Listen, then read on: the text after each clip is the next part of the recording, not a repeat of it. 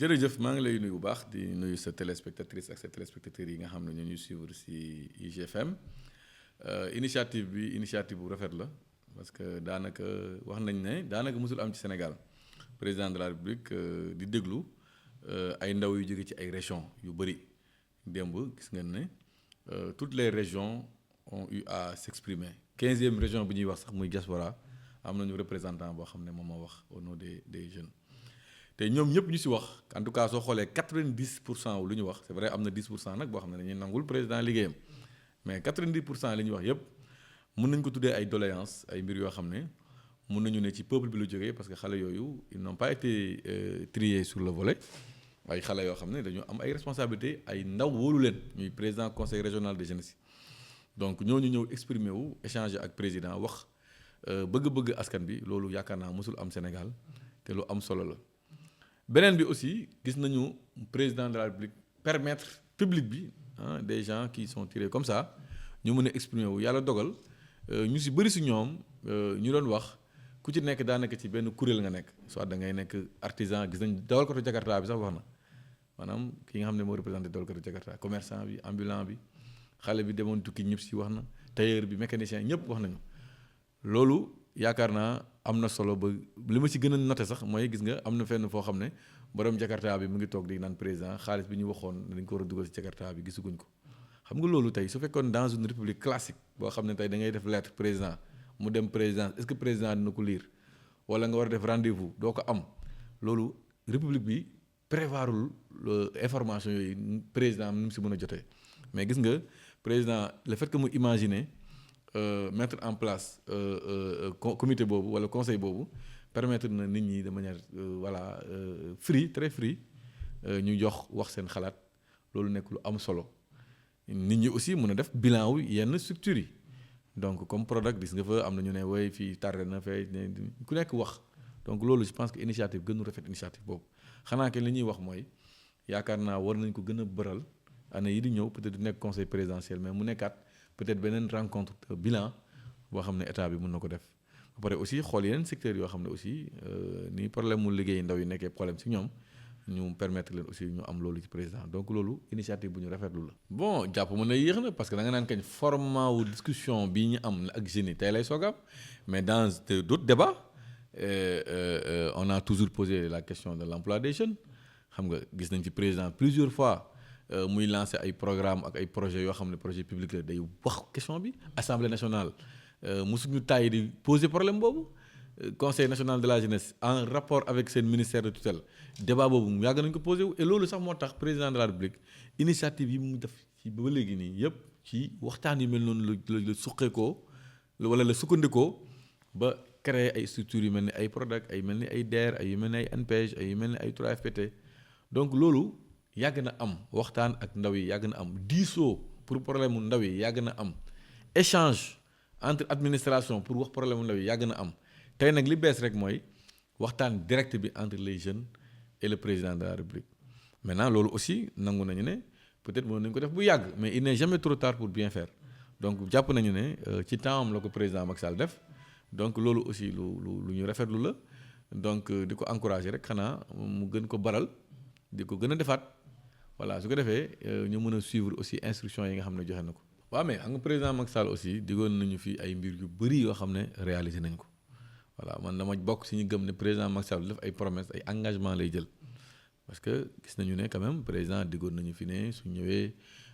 dinañu gën a mën a góorgóorlu suñu croissance économique ñu ko dëgëral muy transformation structurelle de l'économie mu ñu mën a tuddee yoonu yokkute gis nañu ne yokku nañu. ci wàllu croissance yokk nañu ci wàllu infrastructure yokk nañu ci wàllu santé ci wàllu éducation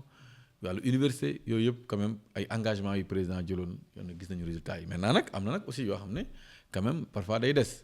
nañu ñaan rek ne bii na bokk ci yi nga xam ne président Macky Sall moom la waxoon ba pare def ko te gëm nañ ko parce que xam nañu fu mu teg ndaw yi xam nañu aussi importance bi nga xam ne moom la jox ci problème mu xëy ndaw yi donc moi je pense que tey su xëyee def 450 milliards tontu la sax wala ànd ak ñi ngi doon proposé ne président dafa war a xaw a tey tuuti nag léegi ci infrastructure yi xaw a xool secteurs yi nga xam ne c'est des secteurs productifs secteurs yi nga xam ne mooy secteur réel nga xam ne vraiment nit ñi dañuy gis seen bopp ci affaire yi mu ne parce que dem tëli tey soo xoolee soo ko defee Ila Touba ñiy jaar ci yoon boobu rek ñoo koy sentir mais ki dëkk Kédougou peut-être du ko sentir donc ñooñu opposition beeg ñi am xalaat ak yëpp yàgg nañu wax loolu donc tey damay jàpp rek ne peut-être président xaw na am tuuti ouverture ci loolu te terewul nag muy continuer aussi di def effort pour ñu am TER pour ñu am BRT pour ñu am ay tëli yu baax pour ñu am ay aéroport yu moderne donc yooyu yëpp la ñuy gouverner réew fexe ba pàcc bu nekk nga mun ci def tey am na koo xam ne day taxaw di critiquer Dakar Arena da ngay gis kenn koo xam ne dafay critiquer Arène Nationale gis kenn kuy critiquer stade bi ñu bëgg def ne ay milliards yooyu suñ ko dugaloon ci mbay mi et cetera mais sportif yi aussi dañ leen ne écoutez soo ko deful tamit am donc réew dafa xaw a jafe donc da ngeen fay équilibre donc président de la République il a ça qu'il a compris tey nag mu ngi dugg ci secteur boo xam ne du ma ne mu ngi ciy dugg sax parce que yàgg na ci nekk mais mu ngi ciy gën a taxaw gën ko baral donc je pense que lu am solo la. waaw bon am nañ ci rôle bu am solo parce que ñun ñëpp nangu nañu ne pour nga def transformation structurelle da nga war a sukkandiku ci secteur primaire te secteur primaire aussi ci Sénégal ñëpp gis nañ ne agriculture de manière générale ah élevage pêche ak yooyu bokk na ci te ñun loolu la ñu dénk pour ñu gën ci góorgóorlu donc moi je pense que de facto dañuy nekk ay ñoo xam ne war nañu gën a góorgóorlu ci président ñun nag Prodac dama koy faral di wax ñun président dafa ñu desalatul dara. parce que président de la République vision bi mu am ci programme des domaines agricoles communautaires dafa nekk vision bu claire vision boo xam ne ñëpp nangu nañu ne foofu suñ fa sukkandikoo war nañu mën a développer te tamit moyens yi nga xam ne moo ñu permettre ñu mën a dérouler suñu activité dëgg yàlla aussi président daf ñu ko jox maintenant nag ñun problème bu ñu amoon mooy problème mu déploiement bu baax waaw amoon na bëri ay problèmes yu amoon Prodac gestion bu xaw a métti et tout ça là loolu Prodac ñoo ci war a gën a góorgóorlu te je pense que ñun bu ñu fi nekkee ba léegi ñu ngi ci góorgóorlu ñu ngi ci apporter ay éléments de réponse yoo xam ne vraiment c'est pour baral mbir yi tey su ñu doon def bilan wu Prodac xam naa ne dina xaw a jafe lool pour ñu def ko parce que 2014 ba léegi li ñu diggalante woon dañ ko sori ci wàllu réalisation mais nag nañu nangu ne bu ñu ñëwee ba léegi def nañ fi 1 an et demi 2019 bu ñu fi ñëwee ba léegi def nañ fi quand même ay jéego yu am solo tey jii benn dag la ñu amagum muy dagu CFA mais semaine prochaine dinañ commencer beneen dag. muy que dagu Kër Momar Sarr bi nga xam ne depuis 2017 dafa nekkoon à l'arrêt ñun ñoo ko démarré Kër Momar Sarr tey pare na ñu ngi fay xaar ay ndaw yu bëri yu fa war a liggéey dès la semaine prochaine dinañ commencer activité Kër Momar Sarr fi ñu ko liggéeyee ni ñu ko war a liggéeyee état bi continuer nañu renforcer ni ñu ko war a renforcer mun nañ fa dem ba ay 2000 ba 3000 emplois mais temps yi dinañ commencer di def nànk-nànk Kër Samba Kane teg boobu bi nga ko wax yàgg na mais ñun ñoo ko démarré aussi foofu dafa am faille ci départ bi. mais démarré nañ ko njortu nañu ne avant at bi di jeex moom Kër Samba Kane ak Sangalkam bi nga xam ne aussi ñoo ko démarré bu ñu fi ñëwee yaakaar naa ne nañ pare donc de benn dak au mois d'avril 2021 jàpp nañ ne au 31 décembre 2021 au plus tard dinañu am yeneen ñetti dak supplémentaires voilà donc yaakaar naa ci 1 an et demi nga mun ci def promesse bu mel noonu yaakaar naa liggéey bu am solo lañ fi def moo tax ñu mën ko wax. maintenant nag aussi amaan nañ yeneen dak yoo xam ne financement bi bu ñu ko amee 2016 la ba léegi muy financement daggu Ñombaato daggu Bulel daggu Fafakuru ak daggu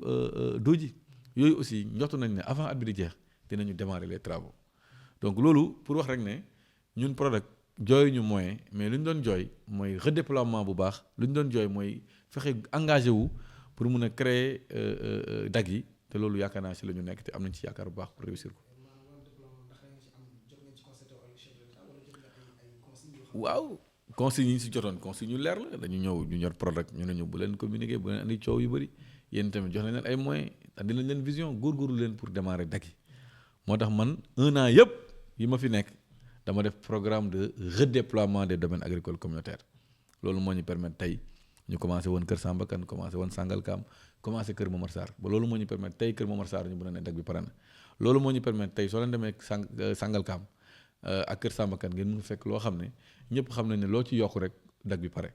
voilà c'est vrai que amoon nañu ay quelques difficultés aussi avec Covid-19 bi mais dépassé nañu loolu donc pour wax rek ne ñun en tout cas au niveau de Prodac déjà am na loo xam ne xalaat nañ ko ci te nañ ko def déjà affaire emploi yi ñu wax ñun dès le mois de mai on va créer 400 emplois dans le DAC de CFA au niveau de Sédhiou avec la campagne hivernale loolu lu leer la commencé nañ def recrutement yi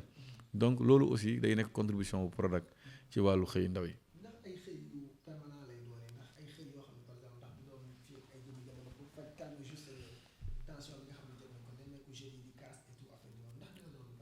waaw en tout cas Prodac ñun su ñuy wax emploi dañuy wax emploi direct loolu mooy emploi boo xam ne waa ji day liggéey di am lu leer ci nga xam ne foofu lay teg liggéeyam nekkul ay benn 1 mois 2 mois après mu jeex non non non moo tax ñu koy calibrer ba mu baax li ñu mën a wax en tout cas ci dag yi nga xam ne yor nañ ko muy Kër Momar Sarr Sangalkam ak Kër Samba Kane képp ku ñu fa dugal emploi yu permanent lay nekk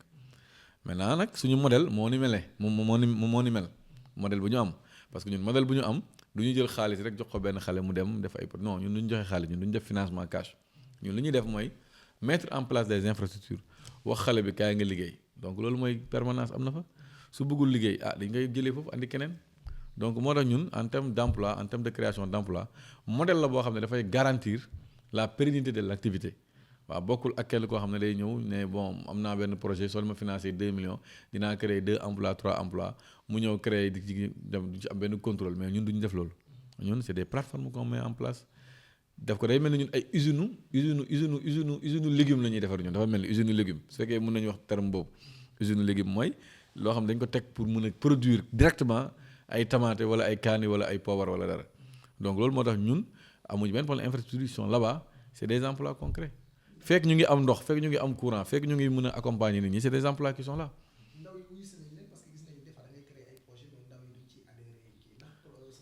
Non en tout cas avec le Prodac su ma si joxee benn xayma barki démb la ñu lancé programme du camp d'immersion à l'entrepreneuriat agricole boo xam ne 400 jeunes la ñuy recruter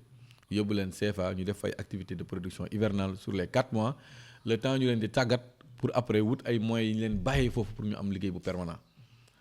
mais bu ñu defee appel bi barki démb ñu ngi may wax on est à 7000 personnes yoo xam ne dañoo demandé alors que 400 rek lañ bëgg loolu ñaari affaire la ñuy wan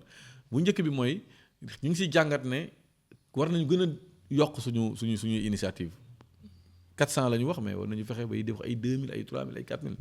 beneen jàngat bi ñu si jàng aussi mooy xale yi am nañu yaakaar ci Prodac mooy sa réponse bi nga xam ne moom ngay xaar mooy effectivement xale yi am nañ confiance ci Prodac yaakaar nañ ko c'est vrai amoon na ay difficultés mais gis nañ ne de plus en plus ñu ngi koy gën a gëm ñu ngi koy gën a yaakaar donc loolu aussi nekk lu am solo. waaw loolu projet boobu dafa nekk projet boo xam ne dafay dugg ñun suñu histoire parce que yaa ngi ne dafa am histoire am benn attachement finalement c'est même culturel à la limite avec problème mu rail ka nga new 2e rail 3e gare du Sénégal beneen bi aussi tamit naturellement sur le plan économique suñu comparé suñu jamono ak suñu jamono maam yi bu yàgg ba donc jafe-jafe yi mun nañu njortu ne ñàkk gare ñàkk chemin de fer moom moo ko waral donc loolu ñëpp d'accord nañ ne tey pour régler le problème du développement économique de Guinguinéo rail bi rek moo war a ñëwaat ndokk nag bi nga xam ne président de la République daf ci am projet bu clair projet bu net boo xam ne la ko ci xalaat mu nekk loo xam ne nag concerné wul Guinguinéo kese trajet bi yëpp la fii ba Kidira donc dëkk yëpp yi nga xam ne raay dafa leen doon traversé te ñu waroon am gare dañoo soxla loolu maintenant nag nekkul un projet comme ni ma ko waxee boo xam ne c'est spécifique à Guinguinéo mais c'est un projet national un projet de l'État qu'il partage d'ailleurs avec le Mali par exemple mais donc dañuy bàyyi état bi mu réfléchir ci mettre en œuvre ce programme pour le bien-être de toute la population du Sénégal mais particulièrement pour le bien-être de la population de Guinguinéo am nañu confiance ci état bi gis nañu aussi jéego yi nga xam ne ñu ngi koy def parce que ñu ngi am di ko suivre bu baax occasion yi ñu am pour gisante ak président yëpp mu ngi koy rappeler donc am nañu yaakaar ne incha allah su lu yàggul projet boobu nga xam ne sax suñu benn mbokk lañ ko jox muy Samba Ndiaye nekk maire Ndofane donc dinañ ko mettre en œuvre au bénéfice de tout le monde.